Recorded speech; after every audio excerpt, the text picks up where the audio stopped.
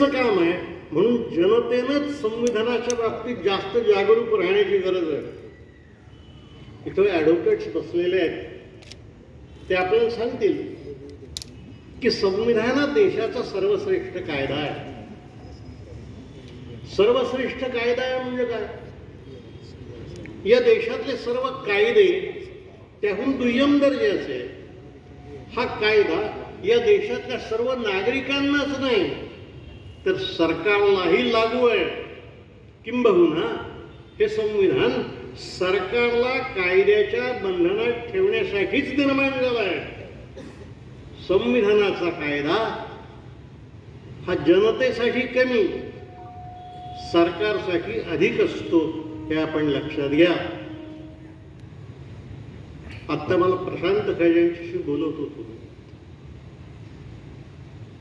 सुरुवातीलाच सांगू, संविधान याचा नेमका काय अर्थ होतो, काय असतं संविधानामध्ये? खूपदा संविधान हा शब्द उच्चारणाऱ्यांना सुद्धा याचा अर्थ ठाऊक नसतो.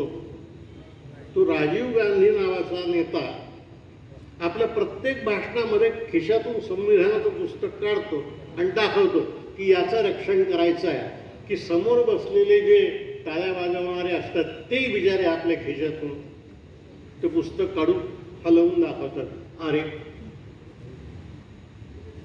करा, संरक्षण करा, ज्याचं करायचं आहे त्या संविधानाचं संरक्षण. पण संविधान समजून घेतलं तर त्याचं संरक्षण करता येईल.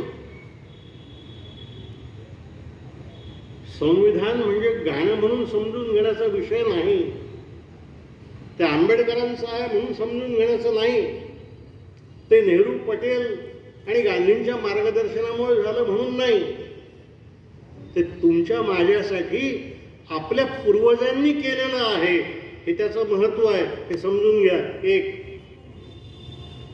दुसरी महत्वाची गोष्ट अशी की संविधान हा करार आहे, हा कॉन्ट्रॅक्ट आहे. हा करार याचे दोन पक्ष आहेत, त्याचा एक पक्ष सरकार आणि दुसरा जनता.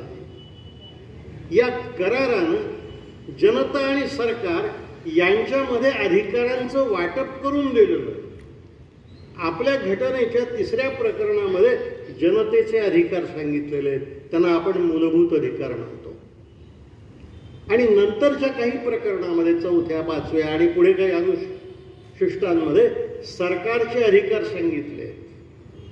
तसं तर आपल्या घटनेमध्ये 2 करार आहेत, एक जनता आणि सरकारमधला आणि दुसरा केंद्र सरकार आणि राज्य सरकारमधला. काही अधिकार राज्य सरकारांना आहेत, काही केंद्र सरकारांना आहेत.